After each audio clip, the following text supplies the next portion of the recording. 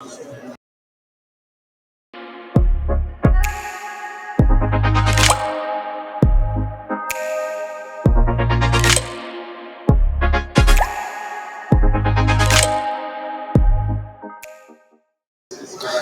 morning, good afternoon, or good evening. Wherever you are in the world, welcome and thank you for joining us. My name is Carl Anthony, and this is AutoVision News Live at InCabin and AutoSens USA 2024. We are here in the heart of the Motor City at the Huntington Place in downtown Detroit. Joining us is Alex Polonsky, robotics engineer at Broza and the founder and organizer of the Detroit Autonomous Vehicle Group, or DAVG for short. Now, the mission of DAVG is to provide opportunities for others to enter the field of robotics. And as such, Alex is dedicated to lowering the entry barriers for young generations through initiatives at DAVG. One such initiative happened earlier this week when DAVG teamed with Black, the Black Luxury Alliance of Cultivated Kids, for a Taste of Tech event as part of AutoSens and InCabin USA 2024. Alex's passion for robotics originated from his experience in motorsports, and his diverse background includes a stint at NASA where he contributed to enabling human space travel. Alex, it's good to see you again, friend. Welcome back. Pleasure to be here, Carl. Alex, DAVG, Detroit Autonomous Vehicle Group, talk about the vision. What is the vision behind DAVG? So the idea came about where we just needed a place to learn from one another. I started getting into self-driving cars and took a Udacity course. Yep. And I quickly realized how complex self-driving cars are. In my opinion, it's probably some of the most complex technology in the world. And also everything was virtual. It was online, and I wanted to build something myself that I could say that I not only know how to use the web browser, but I actually know how to apply it in the physical world. And so at first I started a group, basically a study group, where we quickly went to Micro Center, a local electronics store here, bought an RC car for $20 and decided to convert it into a self-driving car by applying our knowledge from Udacity to that car. And that's where it began, and the vision was for it always was a study group, but a study group that turned into something more. It really did. And yeah, we want to continue that, to provide that space where you can tinker, you can play around, you can build things, you can break things, and do it all on a very reasonable budget, but mainly learn and also meet people and learn from one another, not only sitting in front of a computer and watching YouTube videos or reading text, but by actually interacting with one another. And so especially in the world where engineering is a lot of time, I feel like you're giving a task and then you go into your own space, you sit by yourself, which does work for some people, and that's what they want to do. Sure.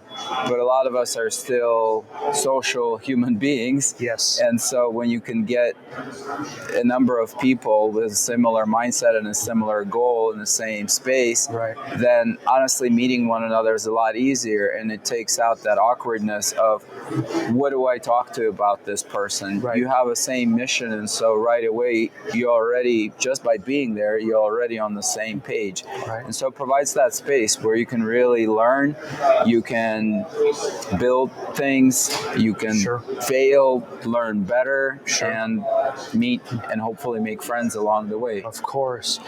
Alex, expanding on that a little bit more, why continue the group? I mean, even if the course was done, you've built your first RC car. I mean, okay, it was great, it was a good time, but why continue the group? Why continue to go forward with it? Yeah, so actually, my family often asks me this question. Why are you spending all this time? You're not making money from it. You're not with us as much as you could be. Sure. And so my answer to them and to you as well is that, honestly, it gives me a great joy to provide that space for people to go. And when I see the feedback, and of course, in certain ways, I've pulled back and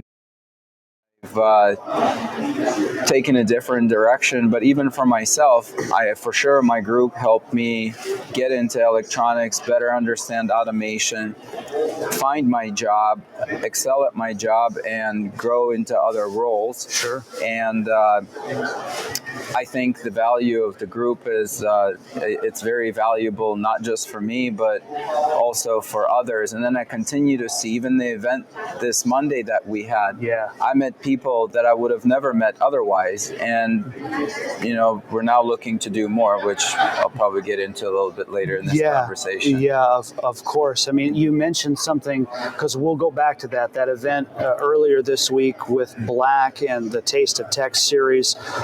But you mentioned something at the beginning, you're not making a profit doing this. And I think in all the years I've known you, Alex, and the interviews we've done, the question that always comes up is, why not turn this into a business? Or why not try to sell the group for profit or something like that?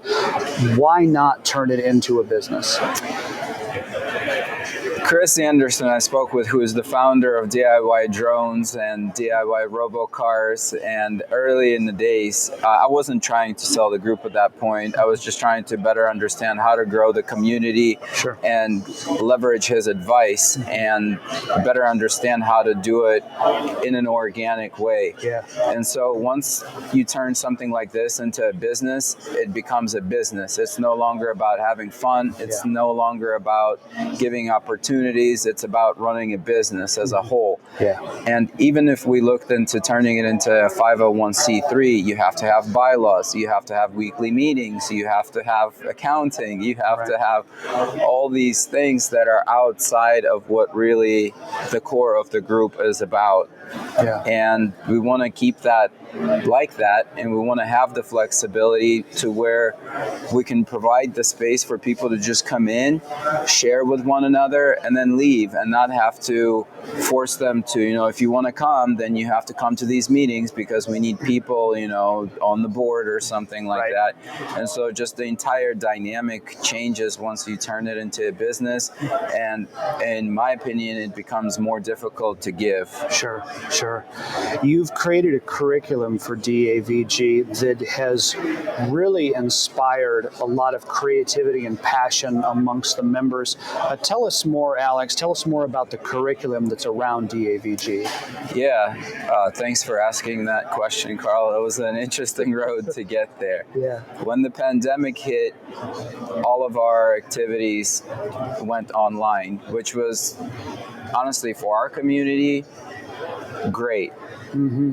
Yeah. That brought the entire world together. Sure. Whereas before we had chapters, part of the DIY Robocar community, we had chapters, here we were meeting at I3 Detroit, which is a local makerspace, and then other chapters around the world were meeting at either their local makerspaces but it was all pretty much confined to that geographical location. Sure. Whereas once the pandemic hit, we leveraged the knowledge of the community that we had. We built a simulator, and then we continued to race in that simulator. But now, instead of being locked in geographically, it opened up the racing field or the racing track to the entire world. Sure. And that was really nice. And so I got to learn about, what are the latest advancements, what others are doing. And then I also started going to schools once the pandemic kind of started to let up. Sure. Then I would go, and actually I think I started this before even the pandemic started. I started taking the kit cars over to schools and trying to engage with the schools and to get a curriculum built for their needs around the cars that we have. Of course. And schools really struggled. And so after the pandemic, where I learned more, through that pandemic, I got to meet people around the world. And I don't remember exactly how, but somehow I met Rumika, and she had a great off-the-shelf product that was, it could be as simple as you want it to be, but at the same time, it could be as complex as you want it to be. And kid could work out of the box. And so I started taking those self-driving RC cars to schools, and the kids were so excited. I mean, they work out of the box and they get to play with them, put them there to race one another at the same time, and just the feedback was always great. But then I would always ask the teachers, like, well, how can we collaborate and then develop a curriculum? Sure. And that's where the conversation would pretty much die off, and they would ask me back the same question. Well, our curriculum is either kind of up here already or we don't have one, and there's nothing in between to get you started. And the curriculum is targeted to take you from zero into that introductory level. And I noticed there is a big gap, and I've gone to multiple schools here, all in Detroit metro area, and nobody had anything, but everyone kept asking the same question. And so last winter, during a Christmas break, I sat down and I had some ideas of how to develop this, and I leveraged Tinkercad, and the entire curriculum is there to tie the whole space together. So you start with CAD, and which is, you build the physical body. Then you do electronics, so you tie up your sensors, you attach your brain, the microcontroller, right, and then you write the software, so the controls, and then in the end you end up with a little self-driving car. And so the curriculum came about really to fill the void that I saw and that we couldn't fill. So right, I'm hoping that we can fill that void with it. That curriculum was in action earlier this week as part of our AutoSens and InCabin USA events here at the Huntington Place in downtown Detroit. DAVG teamed with Black, the Black Luxury Alliance of Cultivated Kids, for a Taste of Tech series. You had a number of wonderful partners, Rumi Car, Pix Moving, Broza, that supported the project as well. The idea was to just inspire young minds in the Motor City, but they use that Tinkercad program. Alex, recap the day earlier this week, that workshop you did with Taste of Tech and Black. Yeah, looking back on it, it was extremely rewarding, and also thank you for coming out and help cover the event and spread the message. Our pleasure. Yeah, it was so rewarding. This was the second time that I ran this curriculum. The first time I did it at my job at Broza for Bring Your Kid to Work Day, where basically ran a pilot program. And there were a couple of lessons learned, and so I implemented them here. Mm-hmm. And the kids, we had volunteers who would help out and then help guide the kids what they needed to. Sure. And the first part was the CAD part, and within a few minutes, they did have to be guided a little bit in the beginning, but once they got the hang of it, it was just really awesome to see what they were coming up with. Every kid had designed something of their own. Yeah. It was all different, and everybody did something different, so it was really rewarding to see that. It's like we've talked about before, Alex, in previous interviews we've done, either on the air or off the air, but you just never know. That next engineer might be sitting there. That kid who's with that Tinkercad program might be the next engineer that creates the next life-saving ADAS innovation. Exactly. And I know that you believe that strongly and tremendously, and it's very true. You just never know the impact that we're going to have. Going forward, what other visions do you have for the curriculum in the future? So I would love to come back to the schools that I had already gone to and see if we can integrate it into their programs to help kids. It is a very cost-effective way.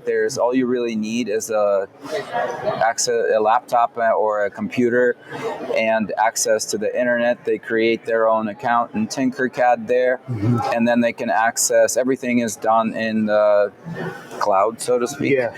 So as long as you have access to a browser and internet, you can log into your account and you can see your projects and you can work on them from anywhere. Right. And Yeah, I think it's a very powerful and easy way to get kids into this. So I would love to see it somewhere in schools. And honestly, right now it is created to be a one-day curriculum. Sure. But it can grow into a much longer curriculum. Honestly, it's very scalable. It's very easy to scale. To teach it, yeah, you need the knowledge to teach it. It's not going to teach itself, although it is designed to be that kids can walk themselves through it. But yeah, I would love to see it go other places where younger minds are at and they're looking to get into robotics and use it as an introduction into robotics. Alex, I can't remember when we met, maybe 2016, if that sounds right.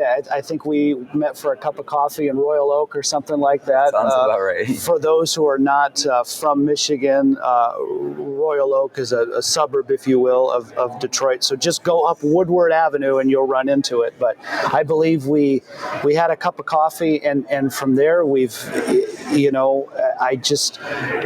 truly are a passionate engineer, and I have the utmost respect for you.